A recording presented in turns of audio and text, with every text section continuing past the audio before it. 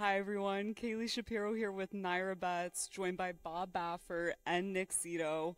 I'm so excited to be sitting with these two today, two legends, two of the best trainers in the world, and no better time to be sitting here than on the 10-year anniversary of American Pharoah winning the Triple Crown.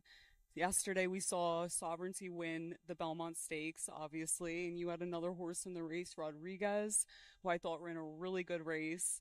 And obviously, the whole day I was reminiscing on American Pharoah breaking the 37-year drought. And I just wanted to go through your emotions and your memories on the 10-year anniversary. Well, it was one of those things. Thank you for the introduction. It was one of those things we'd been through the Triple Crown three times. First time was with Silver Charm. He just got beat, ran second. It was so disappointing. And then I came back with Real Quiet the following year, and I really thought he had won, but he got beat like an inch or just a nose, just on the bob. He was behind before the wire and in front after the wire. It was just a bad beat, and it's one of those things where you win the Derby. As Nick, it's the biggest high you can get in racing. Win the Kentucky Derby. It's like the Masters, like a golfer winning the Masters, and then going for the Triple Crown. It's more like it's historical. It's about the horse, and so much pressure because everybody is there to watch it. There's 100,000 people there. The world's watching. You feel this pressure. Is he ready? Do I have him ready? You're just all these things. It's something that you're not used to doing. You got three races in 5 weeks, and then I came with War Emblem, and I was a little bit worried about War Emblem because he was a light horse. And then he stumbled coming out of the gate and had no chance at all. So then it was pretty dry. I thought, well, I'll never, get another chance at it. And then I got lucky. Here comes American Pharoah. He barely wins the Derby. Sort of had me worried there. But then his preakness was just phenomenal. Just unbelievable. And coming into the Belmont, it was like he was really on his game. But still, they have to break well and all that. But I knew it takes an exceptional horse to do it. Tough, exceptional horse. And down the backside when he was just when he got away from the gate, he stepped back right when they broke. Then he got up there, made the lead, and then once he got in that rhythm, had his ears up forward. Whenever he got in a rhythm, his ears forward, he just was unbeatable. He was had his mechanics were just unbelievable. Just beautiful rhythm, and um, and I told Victor Espinoza, whatever you do, don't ask him to run till you straighten out for home. Don't get excited. A lot of guys, get excited. The excitement of it all, and being it's a mountain. The track is huge, right? So they're used to leaving at the 3/8, which is the half here. And so I says, just wait till you turn for home, and then let him run. And I could tell by his body language that he had a lot of horse, and he took off, and this horse came up to him. Frost came up to him and then he threw his head up, and Pharoah was running, and for here you are, you're running in the Triple Crown, and I was like speechless. I didn't say a word. I was just like, oh my goodness, I'm gonna win it, and like, please, Victor, don't fall off, and they're coming down the stretch, and then he wins it, and it was so loud. I'll never forget. It's the loudest I've ever been and the place was shaking, and it was loud for like a minute. It was just loud. Everybody was screaming, and it was very emotional because unfortunately my parents had passed, so they weren't there to enjoy it with me, but it was, you think you've just, you know, been part of history. You have a Triple Crown horse like that, and it was just a different kind of feeling. And I remember I was walking down to the winner's circle, and Penny Chenery of Secretariat owner, I see her. Bill Clinton's on the left. He wants to come. I see Penny Chenery, and I went to Penny, and because Penny, Nick, she would always before these races, you had to get her blessing on your horse. If your horse, she would go like, I don't know if he's, you know, that kind of horse. But she told me American Pharoah. I think he can do it. I think he's that kind of horse. And I'll never forget, I went up to her and I gave her a big hug and a kiss. And I whispered in her ear, this is as close as I'm going to get. He's no secretary, but this is as close as I'm going to get. And she said, you damn right. I'll never forget that. And we took off, and then I talked to her later on. But it was just, to finally, I never thought I'd be able to do it, and then to do it was just unbelievable.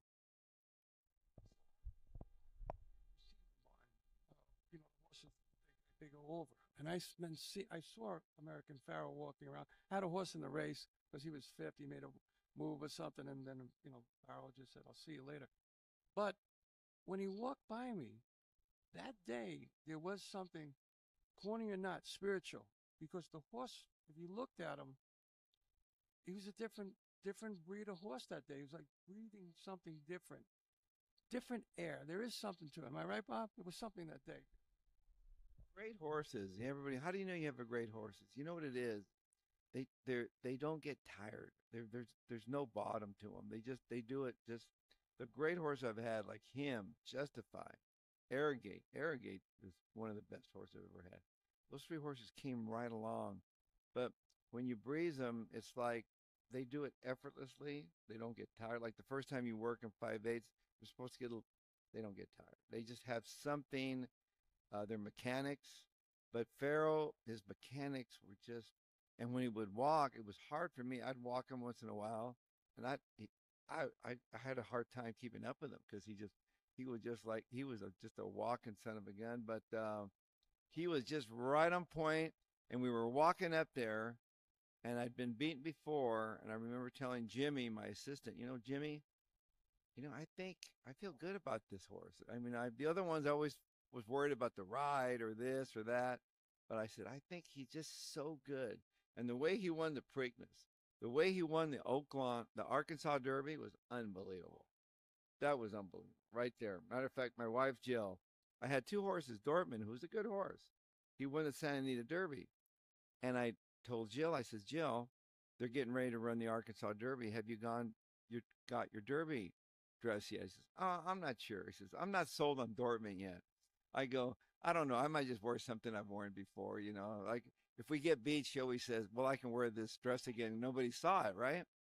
So all of a sudden we're watching. I'm in Jimmy Barnes, my assistant, and I'm at home on my couch with some friends watching it.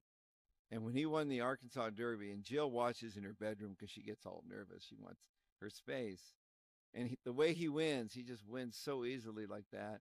All of a sudden, she comes out of the room and she says, now that's a Derby horse. I'm going to go get my dress tomorrow, So. That's incredible. Thank you so much for sharing that. I mean, it's just incredible to go through those emotions with you. You talk about American Pharoah. I met him at Coolmore a couple of months ago. I cried in his presence. I think that he has a presence of a horse I've truly never seen before. If you look into that horse's eye, gives you chills. I think that he's just an immaculate horse. So thank you so much for sharing that. Not only that, he was the kindest, quietest horse. But he ran with earplugs. I had to put earplugs. His first race was a disaster. He lost it completely. But as soon as I put the earplugs in him, Nick, it was like you sedated him. He was just quiet, and so after that, but he was sweet, kind. He wouldn't bite anybody. You could put babies next to him. He was that kind. Because most of these colts, they can be rambunctious, like, Justify. Maybe he'd give you 3 seconds, and that was it. But Pharoah was just just cool, chill. But when he'd get out the track, he was just such a competitor, and it was just like, if I could just have one like that every year, it would just be, my job would be so, I'd turn everything out. I just gotta have one horse. So we're talking about those big highs, obviously that Triple Crown win, but I would love to go back to the beginning and hear the story about how you two first met, if you wouldn't mind sharing that with me. I think, I don't know if Bob remembers this. I think I met Bob way back when. I had black hair then. It was in the Garden City Hotel. This trainer comes in from California. I was with the Bells that night, Jimmy Bell. And I think you guys went to the University of Arizona. So this guy comes in and he's talking, you know, because when I talk, you can hear where I come from. So when he talks, I was listening. Yeah, it was an interesting guy. And he had a sprinter. What was the name of the sprinter, Bob? 30 slews. That was my first one. First one, et cetera, et cetera. So I kind of knew there was I felt there was something about this guy, you know. But I'll fast forward because we don't want to bore them. But Bob said, I think Nick and I bonded in 1997. So it was like 6 years later, we got to bond. You know, I got to respect him because I realized, holy God, this guy, you know, he's in Triple Crown race, Derby. Wayne told me, and these are look, everybody knows, I'm not making it up. These are my two favorite trainers. You know, Alan Drakens was one, he passed away. I loved these type of trainers. But Wayne and Bob are my heroes, like, you know, they were. I mean, Wayne was first, and then Bob come along right away, which was unusual. But Wayne told me, he said, you know when you know you got a good trainer? When they do it again. He just kept doing it again. I said, you know what? I got to take my hat off to this guy. So we bonded, love his training. He'd make fun sometimes because he'd work horses fast. But that's, believe it or not, that's the old way. And I always tell everybody, I said, listen, if Baffert has a horse, Bob Baffert has a horse, and he's running, you better have your running shoes on because that horse is dead fit. More importantly, he's ready. That's an old way of training horses. And for some reason today, they make a big thing about it. Bob and I were passing this out yesterday. He said, Nick, you know, I don't know why trainers don't run more in the Triple Crown. Why they don't run their horses. Do you remember the day you had War Emblem and I said to you, hey, you know what? I think you might win this race. And you looked at me. You had just got the horse, but I said, because knowing you're going to let him run, roll out of there. And he went wire to wire. Wayne was second. You know, if you're a gambler, if you're making, and this was about, you know, NYRA bets, I mean, you're going to make money just betting those guys. A few times we were lucky, like a couple times we upset the Triple Crown. The horses paid like $70, so that was pretty good. But his way of training is exceptional. It's exceptional. And a lot of trainers won't do it today. I won't do it. And don't get me wrong. If you have Citation, I told Jill, his wife, she goes, how you doing, Nick? I said, I'm just waiting for Citation to come in the barn. And then he comes in the barn, I'll be able to train him, you know. But there is an interesting way. He has an interesting way of doing it. And true Hall of Famer, obviously. And we didn't even, you know, the funny thing about it is he gave a great dissertation on American Pharoah. I like to hear his thing on Justify because I'm a Justify fan. And it's amazing what he did with Justify, you know. But I think one of the things is, the great jockey agent Lenny Goodman told me, remember, if you don't run, you can't even lose. I think that's Bob Baffert's philosophy. I mean, he's not going to run them every day. He's going to run them when the horse is right. And he's proven it. Growing up, I knew you two to be the best trainers ever. That's all I knew. I didn't know how, but I just knew that you guys won a ton of races all the time. Two huge household names for me. And then as a handicapper, I've learned now when I see a Bob Baffert horse in a race, the only speed horse in the race, I know the race is probably over. It's probably going to Baffert. So definitely really interesting to hear that and different training dynamics that you each have compared to what we see in the modern day as well. So very interesting to hear. And also, if you would love to go into Justify, I mean, the pressure must have been on. You broke the drought, right, with American Pharoah, and then you come in with another horse and the Triple Crown's on the line. Did you feel just as confident going in with Justify as you did with American Pharoah? Well, at that time, like getting back to Nick, when I first came, I made the transition from quarter horses to thoroughbred. And I was watching Nick, and you had like Strike the Gold. And Nick was like bigger than life. I mean, he was like he was like his personality and this. And he had all these good horses. He was Mr. Kentucky Derby and him and Wayne. And so, you know, I looked up to them. I go, man, I want to be those guys. I want to be able to, you know, they were on television and everybody knew Nick and he was winning all these big races and he was on a roll. And, but getting back to Justify, you know, when he came up, I remember when I worked him at Santa Anita. I brought him over from my annex barn in Los Alamitos, and I worked him. Usually I work him like a half a mile first time because it's a deeper track. And I had a radio on the rider, and I said, yeah, I'll leave the half. And I go, he's doing it easy. Keep going. Keep going. And he was just doing it so easy. And he ended up working 3/4 of a mile, which I don't do that. And he did it like without, like I thought, wow. So he came back, and I told the rider, I go, this guy's really good, isn't he? Oh, yeah, man, I've never been. It was Drayden Van Dyke was on him. Wow, I've never been on a horse like this. So he looked like a giant quarter horse. So I thought, you know what? I'm just going to show him the gate there, and I think I'm just going to enter him, So enter him in a race, 7 furlongs. And fortunately, in the condition book, there was a race in 3 weeks going a mile. So I said, you know what? I'm going to run him here. And if he does well there, I'm going to run him and then maybe I might have a chance at take a chance at the Derby. So, and he wins the 7/8 race. He wins it easy, really easy. And so then everybody wanted to know where I'm going to run him next.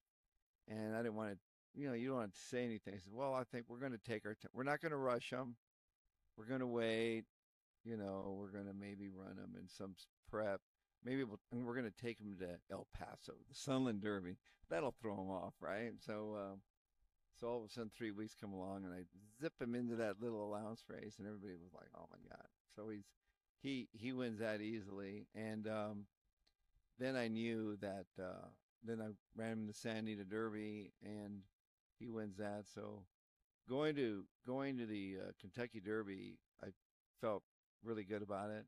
And and then he trained perfectly. And I remember walking him up there and to me, we walked up there with Jimmy, my assistant. I said, you know what? I think we can win it, but if we don't, hey, we already did it. We didn't feel that pressure, because I felt so much pressure with like Silver Charm, real quiet, because it was like, and remember they had the Visa $5 million bonus? I think that was affecting the jockeys more than it was anybody else. They were thinking about that $5 million bonus. And so, to watch him win the Triple Crown and for Mike Smith, who's a great rider, has done everything, and then to win a Triple Crown like that, it was just really happy for him in the connections. But it's when you win a Triple Crown, it's about the horse. I don't feel it was about me. Like, I don't feel, I'm a Triple Crown. It's the horse. He gets his name up there. He's in history. It's all about the horse. And you could absolutely see that that's what you valued with how much you shared American Pharoah with the public as well after he won the Triple Crown. Definitely, I remember watching all of that, American Pharoah meeting the public and how accessible he was. And I just think that that's absolutely incredible. I mean, as a fan and someone that's been around it my entire life, to have access and be able to see horses like that in person is just a gift. So that also brings me to another question I want to ask you guys. I know you guys are obviously great friends, but what was it like to compete against your friend? To be so competitive with one another in the Kentucky Derby or in Triple Crown races? What is that like? Well, Bob makes it fun all the time. It's competitive, and he obviously is a tremendous competitor, but he makes it fun. A lot of trainers, like, God, like Joe Hurst, the great rider, he's in the Hall of Fame. He told me once, he goes, Nick, remember, this ain't combat. This ain't combat. And Bob makes it fun, so you compete, but it's also the horse. It's like I've met so has Bob, great coaches, over our career. We've been so blessed. Met some of the great coaches, football, basketball. And, they tell me if you don't have the players, doesn't matter how good a coach you are, So it's the horse, but it's the trainer, obviously. And, you have to do some special things. And to get into Hall of Fame, you have to do some special things and be blessed with some good players. So, but Bob makes it fun. I never felt, I mean, it's not like, I got to beat Baffert, because he makes it fun. Now, us, some trainers, I would, this battle, let's go ahead. Let's, like they say, let's do it. But he's always made it fun. And I think that's why we became good friends. That's controversial. Don't get me wrong. He's controversial, like everybody says, why do you like that guy so much? I said, well, that's the way it goes. When you're not great sometimes, that's the way it goes. It goes a lot of ways. It goes up and down and in between. But listen, he's going to go down as one of the best in the game. That's it. Or both of you definitely amazing. I just am so happy to be sitting here with you guys right now. I just can't get over it. And obviously, you guys are talking about these great horses, and that brings me to another question. You both are very involved in sales and looking at yearlings as well as 2 year olds. That's the world I grew up around, and I would absolutely love to hear how you guys know when you're looking at a yearling or a 2 year old that you're looking at a horse with either a lot of potential, room to grow, or maybe in the case of American Pharoah, a very special horse with something, in his eye that really caught your attention. Can you go into your selection processes at the sales? You want to answer that? Well, I mean, American Pharoah, he happened to be, he just landed in my lap, the breeder. I trained Pioneer of the Nile, his sire, and he was a nice horse. He ran second in the Derby, and he won some grade one. He was more of a synthetic type horse. And so, and he bred, Mr. Zayat bred American Pharoah, and he had him in a sale, and they thought he was going to bring a lot of money. He didn't bring what they thought he was going to bring 500. He bought him back for 300, thank God. And so he sent him to me, and he was working really. I had heard nothing but these stories on the farm that they have this freak of nature and this and that. And I go, who's he by? Pioneer of the Nile. Well, nothing to get excited about, And so, but then when I got him, and I'll never forget, his tail was all chewed up. His tail was really short. So we used to make fun of his tail. We held the tail when he started running, because he had this short little. And I was thinking about maybe putting like a fake tail on him, make him. But it finally grew up. But we found out that he had this little nervous thing that he would rub it out. Other horses didn't eat it out, and we put a special padding in his stall, and it quit, and it grew out.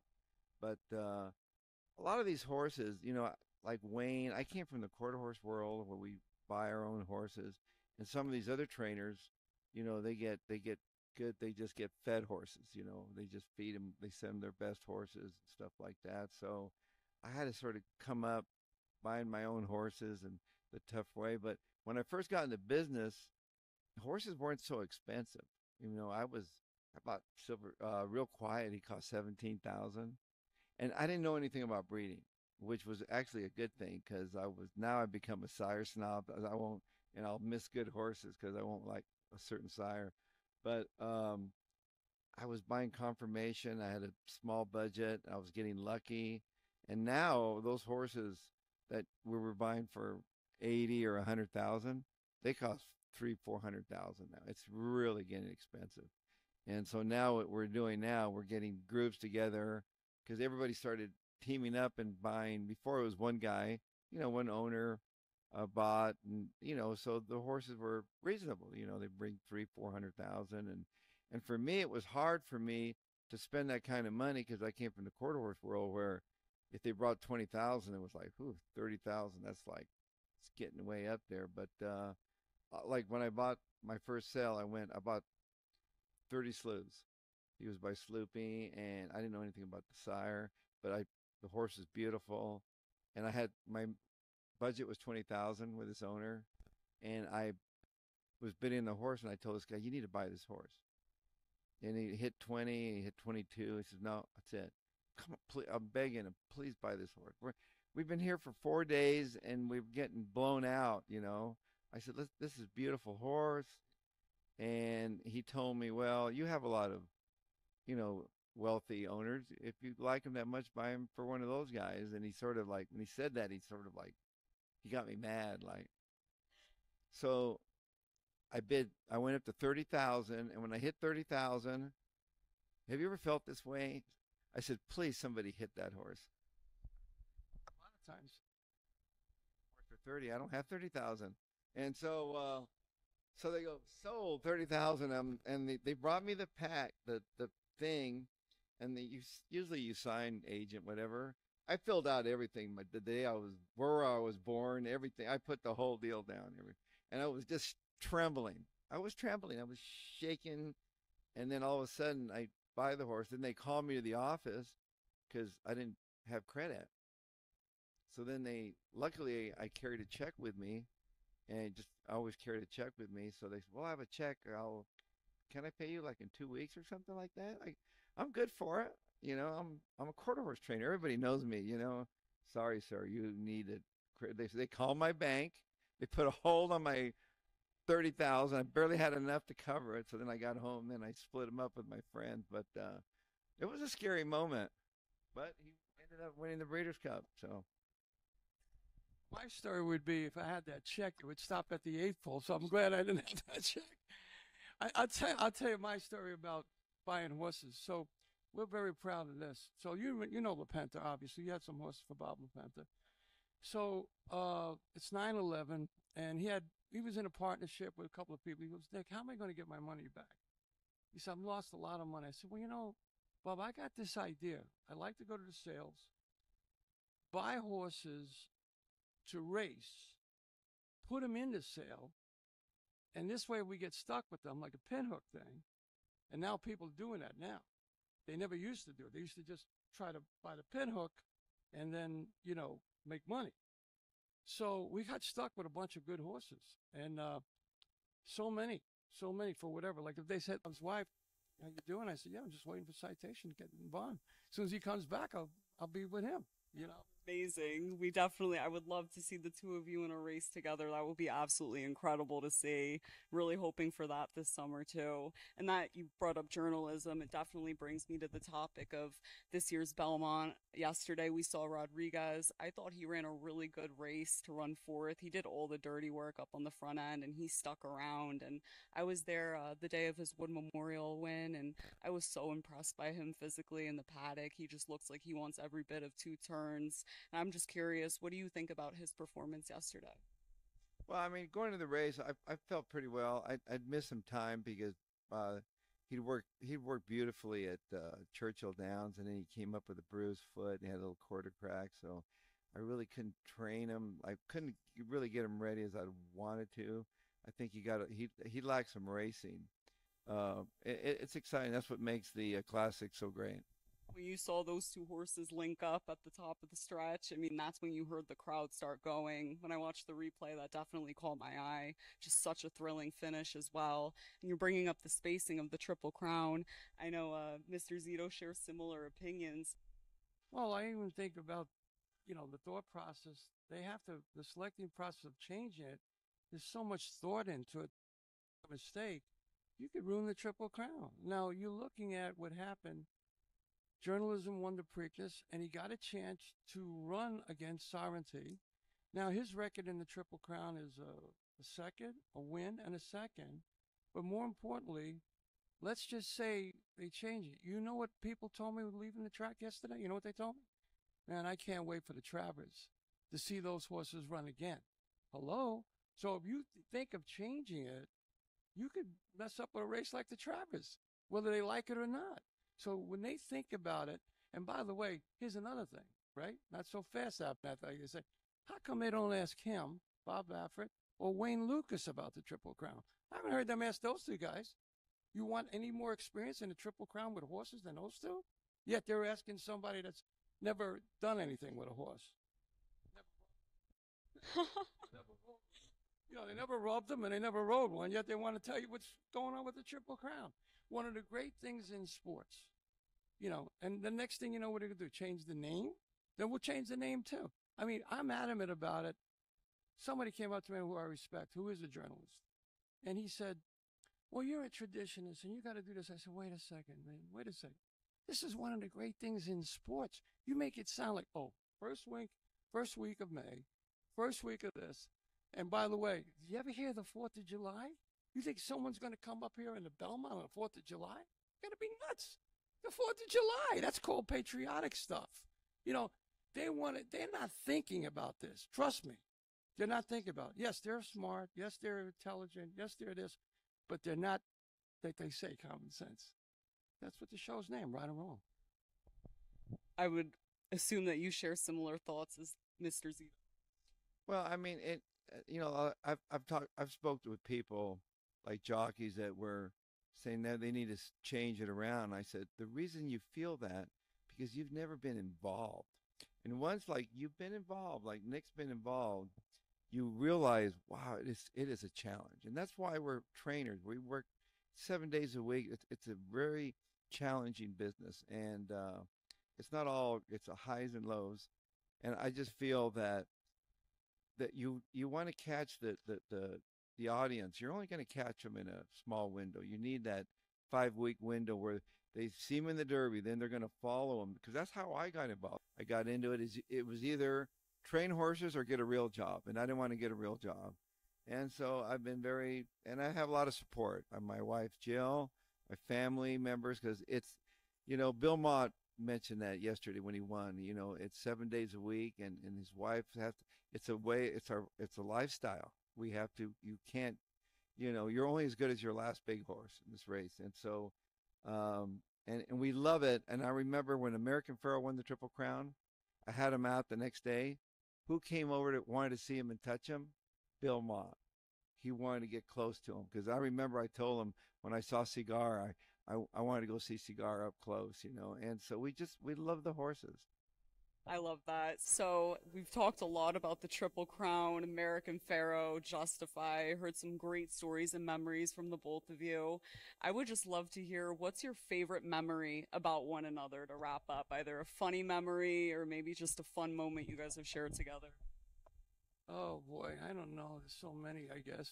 There's so many. I'm trying to think of, there's so many. I've been in a lot of derbies, a lot of preaknesses, and a lot of Belmonts. Sorry, God, forgive me before honors humility, but we won 2 Belmonts and we were second 7 times. That's a 1.5 mile race. So it could be done. I love what Bob Baffert said. 13 times it's only be done. What do you want? You want to start changing it? I'm sorry. Mr. Baffert. And it's really not that hard on the horses, because they raise them in between. The horses, they're fit and they can handle it. And, but I love when Nick used to give Lucas a lot of fun stuff. Remember when Lucas showed up with that red jacket? He had that red coat and some big race, and he says he looked like Darth Vader walking into the paddock, stuff like that. We'd have fun with it. And now these trainers, they're getting too serious or something. I don't know what it is, but we had fun with it. I don't want you as a trainer. I would not like you as a trainer if I don't have fun. I think anybody that has horses with Bob, they have fun. My memories were most of the time I'm finishing second to him. Most of the time, or something like that. But it's great. He's got so many stories. Oh, I give him one favorite one. I interviewed him once. I took the mic out of remember that? Preakness. I took the mic out of Zoe's Casman's hand, and I said, "Hey, where'd you take this? And what'd you think of it?" I don't know, I was making it up, but he did it. He went right along with it because he's relaxed. He doesn't care. He's not looking at me. What are you doing? He actually answered the question. He might have. That's the way he is. So he's good for racing. I'm a fan. Who cares? That's the way it goes. And Wayne and those two are my guys. Those two are my guys. That's it. And I'm glad I'm involved. And that's one of my highlights. And by the way, there's my fan club out there, everybody. That's Michael Karras, president. That's the Sport of Kings. That's all those guys. That's Mohammed Mubarak, the manager. That's the guys that I need. And of course, Monserosa, who's been with me forever. And now, like I say, Microplay has enough introduction. So let's see what happens, because I like to be in this big show again with someone like him.